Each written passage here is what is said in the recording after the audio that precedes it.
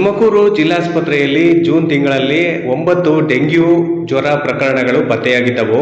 ರೋಗಿಗಳಿಗೆ ತುಮಕೂರಿನ ಜಿಲ್ಲಾಸ್ಪತ್ರೆಯಲ್ಲಿ ನುರಿತ ವೈದ್ಯರಿಂದ ತಕ್ಕ ಚಿಕಿತ್ಸೆ ಕೊಡಿಸಲಾಗಿದೆ ಎಂದು ಜಿಲ್ಲಾಸ್ಪತ್ರೆಯ ಜಿಲ್ಲಾ ಶಸ್ತ್ರಚಿಕಿತ್ಸಕರಾದ ಡಾಕ್ಟರ್ ಅಸ್ಗರ್ ಬೇಗ್ ಅವರು ಮಾಹಿತಿ ನೀಡಿದರು. ಅವರು ತುಮಕೂರು ನಗರದ ಜಿಲ್ಲಾಸ್ಪತ್ರೆಯ ತಮ್ಮ ಕಚೇರಿಯಲ್ಲಿ ಮಾಧ್ಯಮದವರೊಂದಿಗೆ ಮಾತನಾಡಿದರು.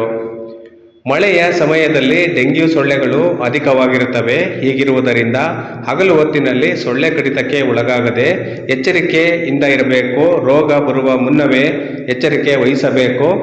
ಡೆಂಗ್ಯೂ ಜ್ವರಕ್ಕೆ ಜಿಲ್ಲಾಸ್ಪತ್ರೆಯಲ್ಲಿ ಉಚಿತವಾದ ಚಿಕಿತ್ಸೆ ಇರುವುದರಿಂದ ನಾಗರಿಕರು ಭಯಪಡುವ ಅಗತ್ಯವಿಲ್ಲ ಎಂದು ಜಿಲ್ಲಾ ಶಸ್ತ್ರಚಿಕಿತ್ಸಕರು ಹೇಳಿದ್ದಾರೆ.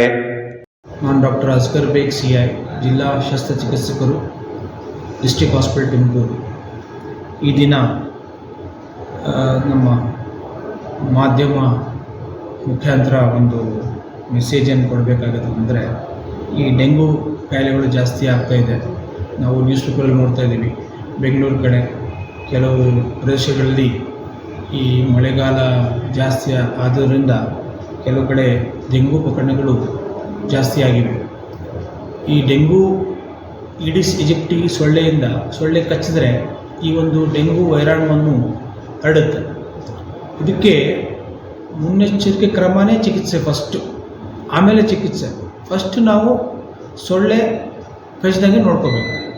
ಅದಕ್ಕೆ ನೀರೆಲ್ಲಿ ನಿಂತಿದೆ ಆ ನೀರು ಸ್ವಚ್ಛಗೊಳಿಸಿ, ಮತ್ತು ಎಲ್ಲಾದರೂ ತೊಟ್ಟಿಗಳಿದ್ದರೆ ಆ ತೊಟ್ಟಿಗೆ ಸರಿಯಾಗಿ ಮುಚ್ಚಿಬಿಟ್ಟು ಅದರಲ್ಲಿ ಆ್ಯಂಟಿಲಾರ್ವಾ ಸೊಲ್ಯೂಷನ್ ಹಾಕಿಬಿಟ್ಟು, ಮತ್ತು ಅಲ್ಲಿ ಜನರಿಗೆ ಆರೋಗ್ಯ ಶಿಕ್ಷಣ ಕೊಟ್ಟು ಸೊಳ್ಳೆ ಪರದೆ ಹಾಕ್ಕೊಂಡು, ಸೊಳ್ಳೆ ಬತ್ತಿ ಹಾಕ್ಕೊಂಡು, ಮತ್ತು ಗುಡ್ ನೈಟ್ ಕಾಯಿಲ್ಸು ಮತ್ತು ಇನ್ನೊಂದು ಥರ ಕಾಯಿಲ್ಸು, ಆ್ಯಂಟಿ ಮೊಸ್ಕಿಟೋ ಕಾಯಿಲ್ಸ್ ಹಾಕ್ಕೊಂಡು ನಿದ್ದೆ ಟೈಮ್ನಲ್ಲಿ ಎಚ್ಚರಿಕೆಯಿಂದ ನಿದ್ದೆ ಮಾಡಬೇಕು. ಮತ್ತು ಅಕ್ಕಪಕ್ಕದಲ್ಲಿ ಚರಂಡಿ ಗಲೀಜು ಇಲ್ಲದೆ ನೋಡ್ಕೋಬೇಕು. ಇದು ಒಂದು ಮುನ್ನೆಚ್ಚರಿಕೆ ಕ್ರಮ. ಸೊ ತದನಂತರ ನಾವು ನಮ್ಮ ಇಲಾಖೆಯಿಂದ ಮತ್ತು ಜಿಲ್ಲಾ ಆರೋಗ್ಯ ಮತ್ತು ಕುಟುಂಬದ ಅಧಿಕಾರಿಗಳ ಸಹಯೋಗದಿಂದ ನಾವು ಜನರಿಗೆ ಒಂದು ಆರೋಗ್ಯ ಶಿಕ್ಷಣ ಮುಗಿಸ್ತೀವಿ. ಮನೆ ಭೇಟಿ ಮಾಡಿ ಅಲ್ಲಿ ಲಾರ್ವಾ ಬ್ರೀಡಿಂಗ್ ಸೆಂಟರ್ಸ್ ಇಲ್ಲಿ ನೋಡಿಬಿಟ್ಟು ತೊಟ್ಟಿಗಳಿರ್ಬೋದು, ಟ್ಯಾಂಕ್ಗಳಿರ್ಬೋದು, ಮತ್ತು ಈ ಕೋಕೋನಟ್ ಚಿಪ್ಪುಗಳು, ತೆಂಗಿನ ಚಿಪ್ಪುಗಳು, ಟೈರ್ಗಳು, ಹಳೆ ಟೈರ್ಗಳೆಲ್ಲ ನೀರು ನಿಂತು ಮಳೆಯಿಂದ ಅಲ್ಲಿ ಒಂದು ಬ್ರೀಡಿಂಗ್ ಸೆಂಟರ್ಗೆ ಜಾಗ ಆಗುತ್ತೆ. ಸೊ ಇದೊಂದೆಲ್ಲ ನಾವು ಕ್ಲೀನ್ ಮಾಡಿ ಇಟ್ಕೋಬೇಕು. ನಮ್ಮ ಅಕ್ಕಪಕ್ಕ ಎಲ್ಲ ಸ್ವಚ್ಛತೆ ಕಾಪಾಡಬೇಕು.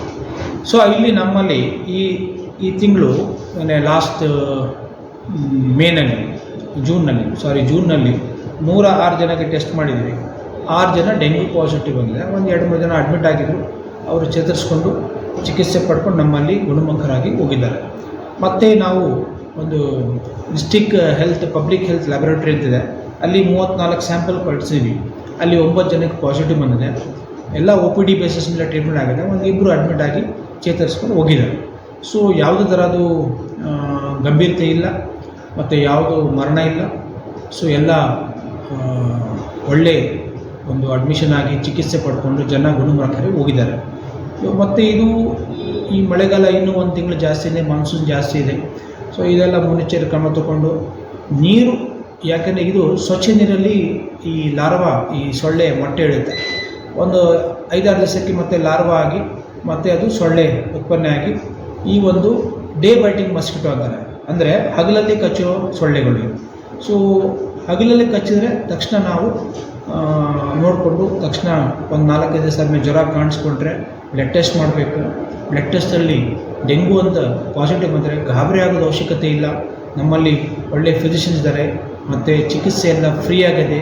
ಎಲ್ಲ ಸರ್ಕಾರಿ ಆಸ್ಪತ್ರೆಯಲ್ಲಿ ಎಲ್ಲ ಥರದ ಕಾಯಿಲೆಗಳಿಗೆ ಫ್ರೀ ಇದೆ. ಏನಾದರೂ ABRKಯಲ್ಲಿ ಫ್ರೀ ಮಾಡ್ತಾರೆ. ಮತ್ತು ನಮ್ಮಿಂದ ಹೆಚ್ಚಿನ ಚಿಕಿತ್ಸೆಗಾಗಿ ಏನಾದರೂ ಹೈಪೋವಾಲ್ಯೂಮ್ ಆಗಿ ಕೋಮಾದಲ್ಲಿ ಏನೋ ಹೋದರೆ ಮತ್ತೆ ಬೇರೆ ಟೆರ್ಷರಿ ಕೇರ್ ಹಾಸ್ಪಿಟಲ್ಸ್, ಅಂದರೆ ಬೆಂಗಳೂರು ಮೆಡಿಕಲ್ ಕಾಲೇಜಸ್ಸು ಎಲ್ಲ ಶಿಫ್ಟ್ ಮಾಡಿ ಅವ್ರಿಗೆ ನಾವು ಟ್ರೀಟ್ಮೆಂಟ್ ಕೊಡ್ತೀವಿ. ಸೊ ಇಷ್ಟು ನೀವು ಜನರಲ್ಲಿ ಒಂದು ನಿಮ್ಮ ಮಾಧ್ಯಮ ಮುಖಾಂತರ ನಾನು ಏನು ಹೇಳಕ್ಕೆ ಇಷ್ಟಪಡ್ತೀನಿ ಅಂದರೆ, ಗಾಬರಿ ಆಗಬಾರ್ದು. ಏನೇ ಕಾಯಿಲೆಯಲ್ಲಿ ಫಸ್ಟ್ ಡಾಕ್ಟರ್ ತೋರಿಸ್ಬೇಕು, ಚಿಕಿತ್ಸೆ ಪಡ್ಕೋಬೇಕು. ನಿರ್ಲಕ್ಷ್ಯತೆ ಮಾಡಿ ಒಂದು 5-6 ದಿವಸ ಬಿಟ್ಟು ಬಂದರೆ, ತೀವ್ರ ಗಂಭೀರತೆಯಿಂದ ಬಂದರೆ ಆವಾಗ ಕಷ್ಟಗಳಾಗುತ್ತೆ. ಸೊ ಆವಾಗ ನಾವು ಐಸಿಯುನಲ್ಲಿ ಅಡ್ಮಿಟ್ ಮಾಡಿಕೊಂಡು ಎಲ್ಲ ತೊಂದರೆಗಳು ಸಿಕ್ಕಾಕೊಳ್ಳೋದು ಬೇಡ. ಸೊ ತಕ್ಷಣ ಜ್ವರ ಬಂದರೆ ಒಂದು ಸಿಂಪಲ್ ರಕ್ತ ಪರೀಕ್ಷೆ ಮಾಡಿದ್ರೆ ಅದು ಪಾಸಿಟಿವ್ ಬಂದ ತಕ್ಷಣ ಟ್ರೀಟ್ಮೆಂಟ್ ಕೊಡ್ತೀವಿ. ಅದು ಗೊತ್ತಾಗಿಲ್ಲ ಅಂದರೆ ಮತ್ತೆ ಸೆಕೆಂಡ್ ಟೆಸ್ಟ್ಗೆ ನಮ್ಮ ಡಿಸ್ಟ್ರಿಕ್ಟ್ ಹೆಲ್ತ್ ಪಬ್ಲಿಕ್ ಹೆಲ್ತ್ ಲ್ಯಾಬೊರೇಟ್ರಿಗೆ ಕಳಿಸ್ಬಿಟ್ಟು ಅದೊಂದು ಕನ್ಫರ್ಮೇಷನ್ ಕಳಿಸ್ತೀವಿ. ಕನ್ಫರ್ಮ್ ಆದ ತಕ್ಷಣ ಪೇಷಂಟ್ ಆರೋಗ್ಯಕರ ಇದ್ದರೆ ಒಳ್ಳೆಯ ಆಹಾರ, ಒಳ್ಳೆಯ ನೀರು ಮತ್ತು ಸೇವನೆ ಮಾಡಿದ್ರೆ ಎಲ್ಲ ಚೆನ್ನಾಗಿದೆ. ಸೊ ಇಷ್ಟು ಹೇಳಿ ನನ್ನ ಮಾತು